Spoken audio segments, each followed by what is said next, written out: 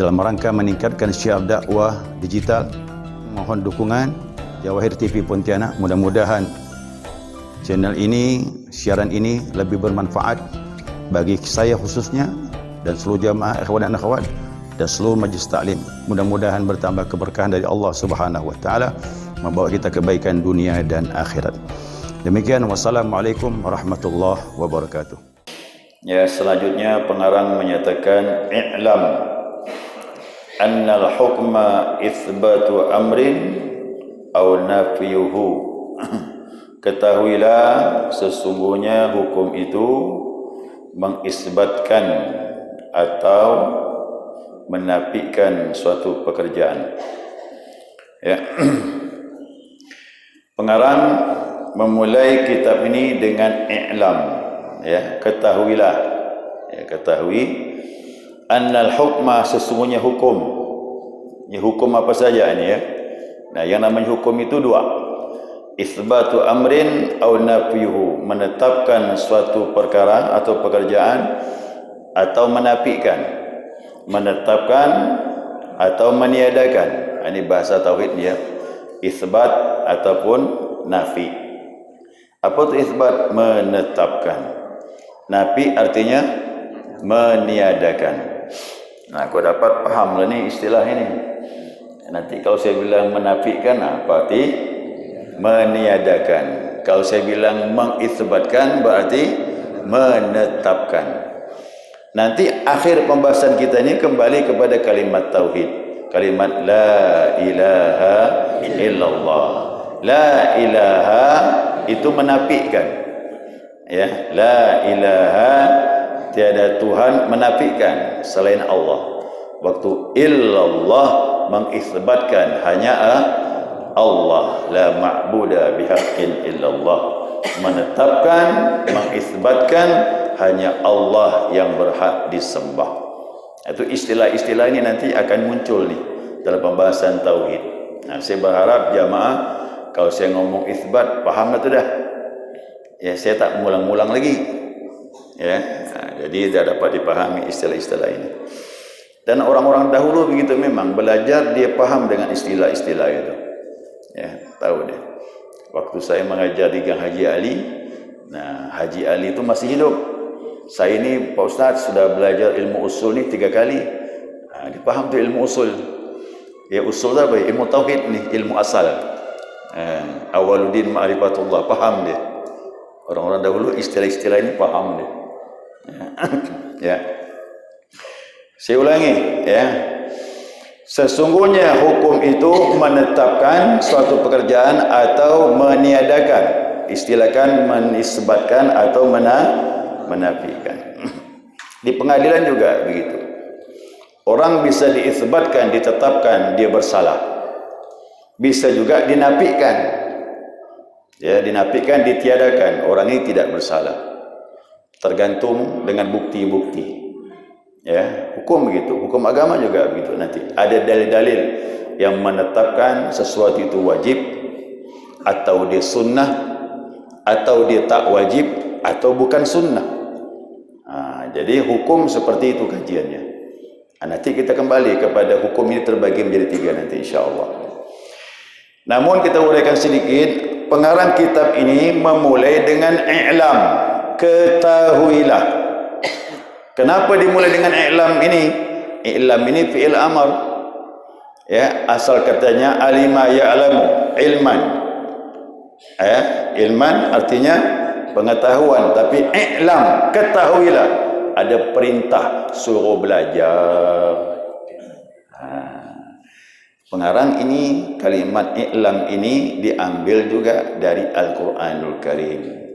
Makanya pengarang memulai dengan i'lam, mengikuti kitabullah, yaitu firman Allah Subhanahu wa taala, di mana Allah Subhanahu wa taala memerintahkan kepada kita ini ketahuilah, tidak dengan ma'rifat tapi dengan ilmu.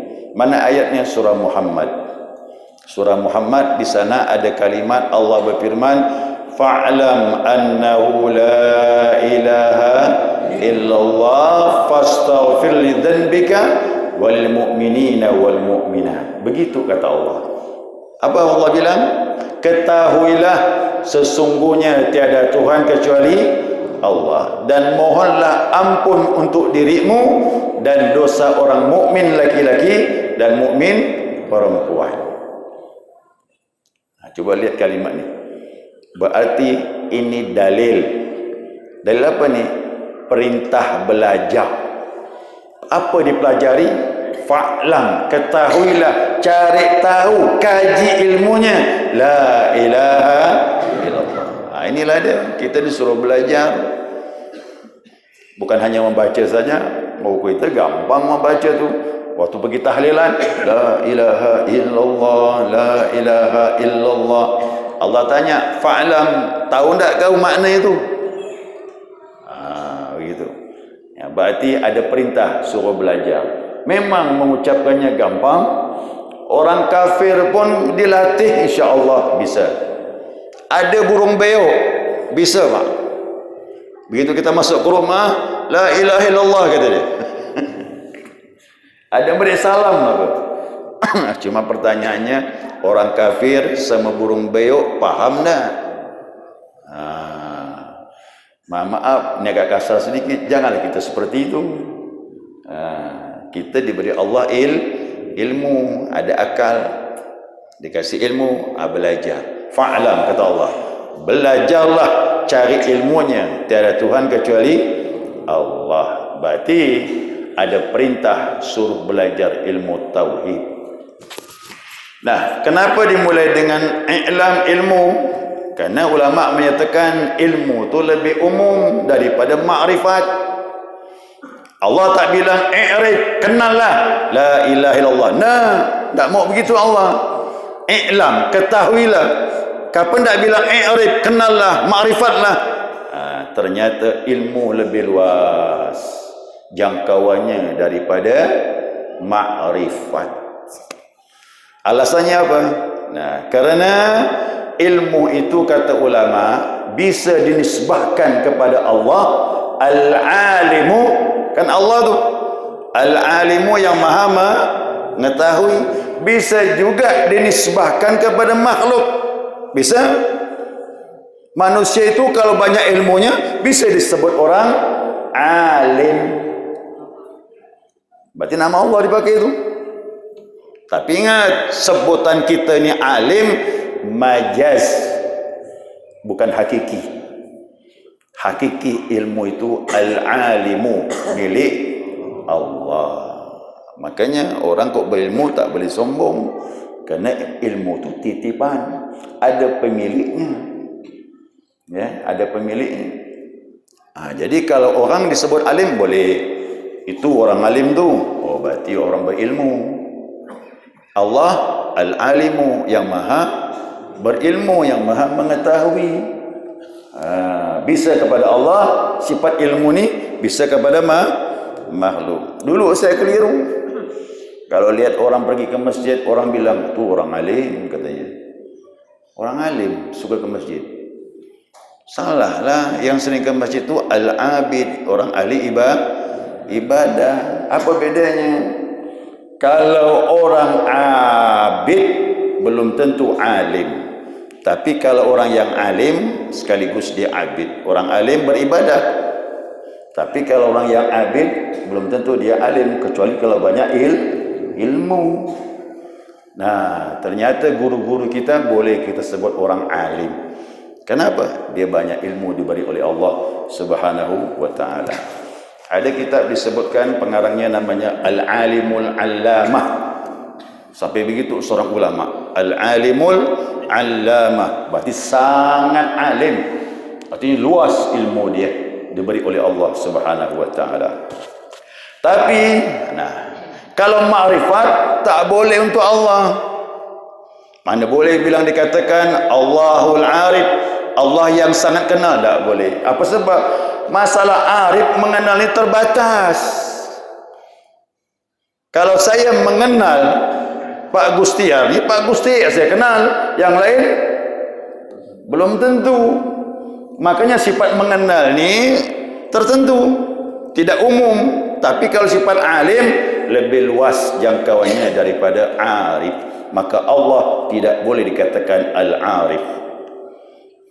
Allah hanya bisa dikatakan al-alim, yang sangat mengetahui. Tapi kalau kita boleh, kalau ada orang yang kenal sama Allah, orang itu disebut al-arif billah, dia sangat kenal Allah, bisa dikatakan seperti itu.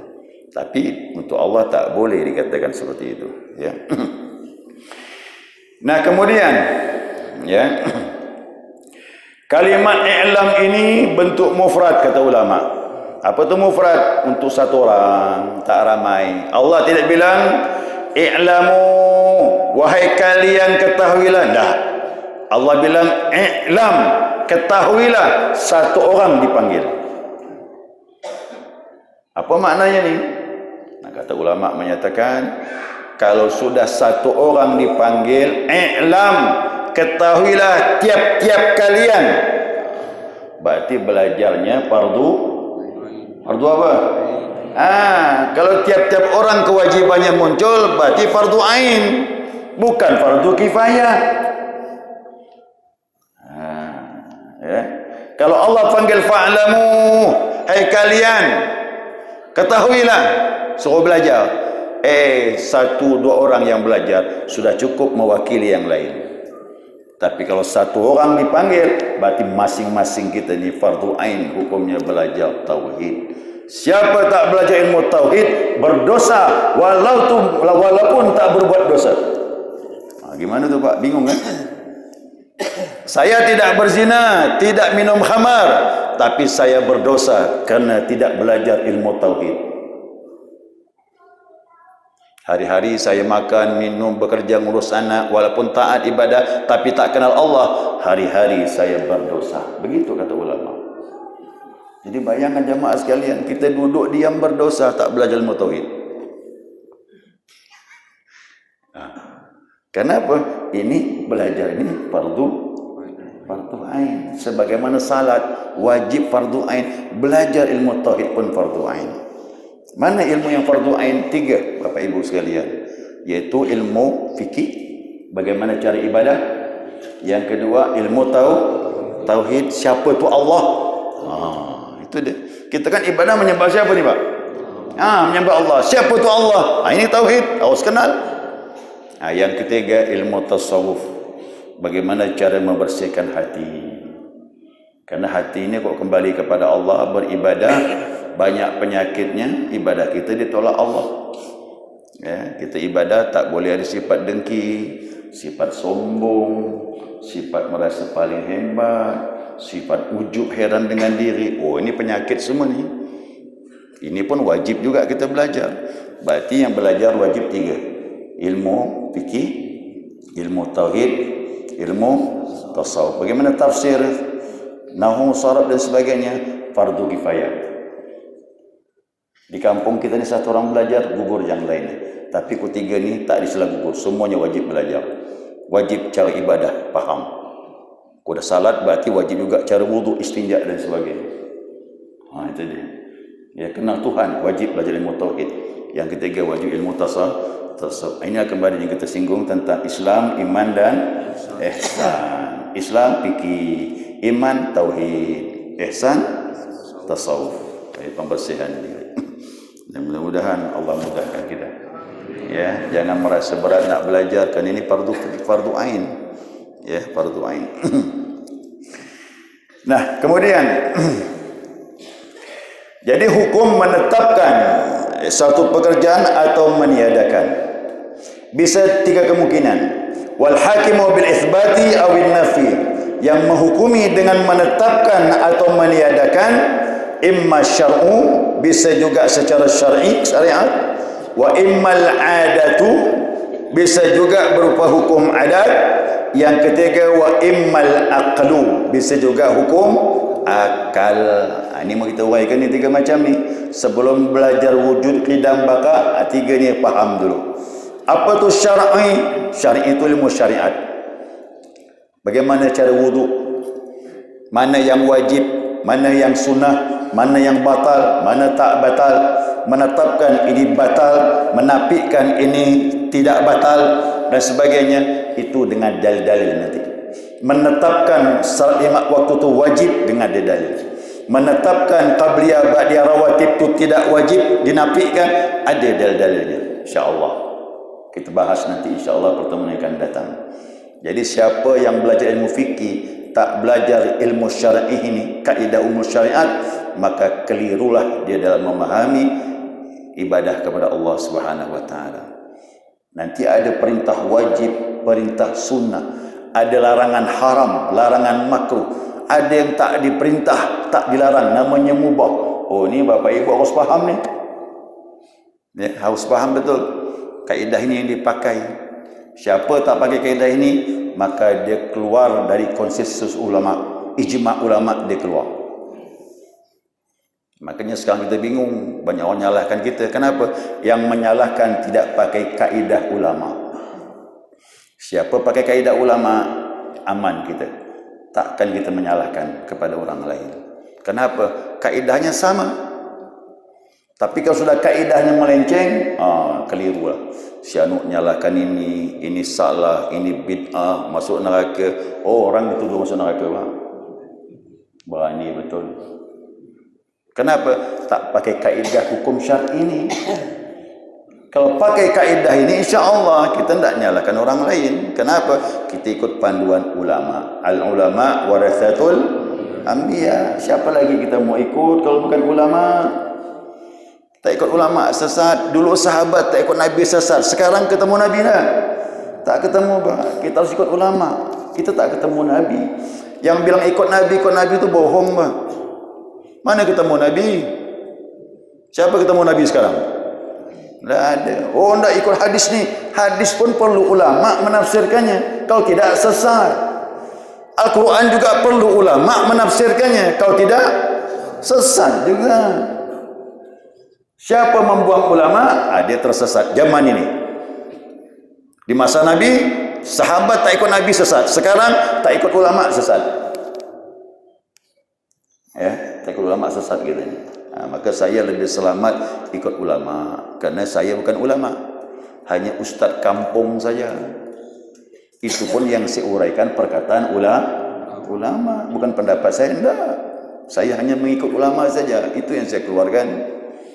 Nah, lebih selamat, karena kita bukan seperti ulama. Ulama itu dari kecil sudah berkecimpung dengan ilmu. Al-Quran dia hafal, hadis ratusan ribu, masalah fikih, cara hukum dia faham betul, ilmu alat dia mahir, ya, ilmu nahwu sarafnya, Masya Allah. Jadi tidak kita ragukan lagi kalau kita ikut beliau-beliau itu. Ya. Jadi untuk hukum menetapkan atau menafikan bisa berhukum syar'i, hukum syariat. Nanti kita bahas pertemuan yang akan datang. Yang kedua, wa immal adatu, bisa juga menetapkan atau meniadakan dengan hukum akal. Ini lain, Pak. Bisa pakai hukum akal.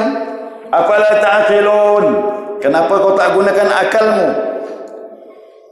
Tatkala saya duduk di ruangan ini, di masjid Darun Najah ini, akal saya menetapkan jamaah hadir di dalam masjid.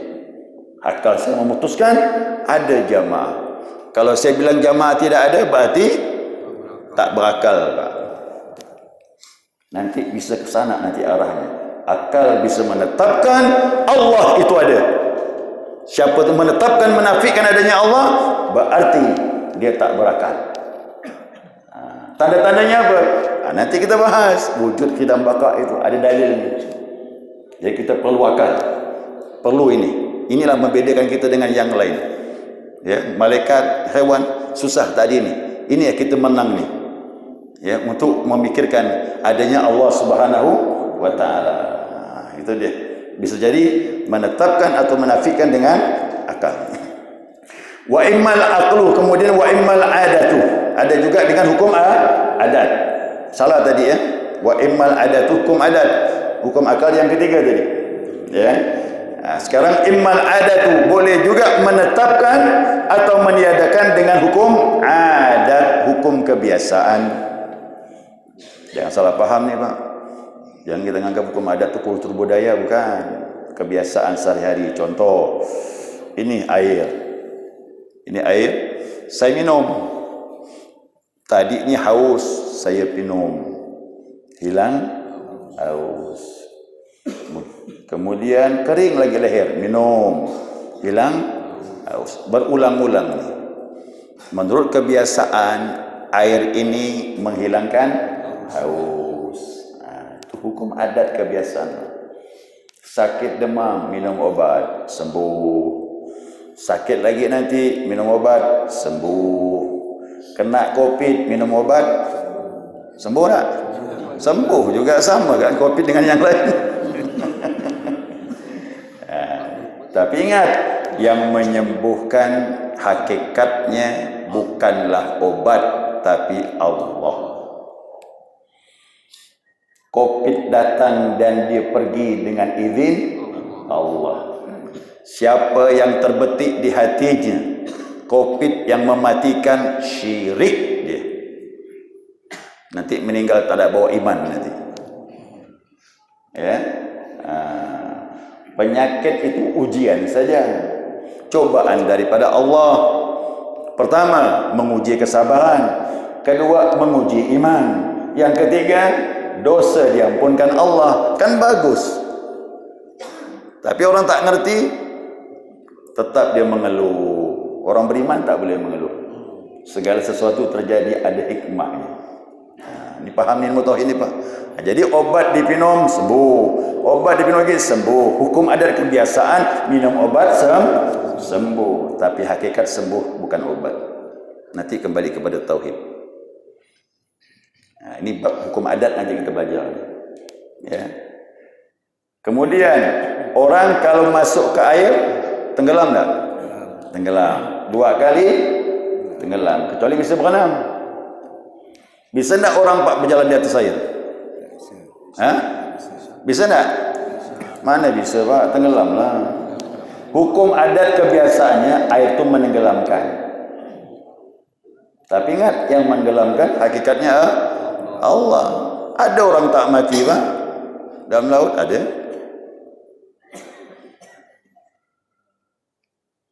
Ya, ada orang tak meninggal dalam laut. Hidup dia. Dengan izin Allah juga.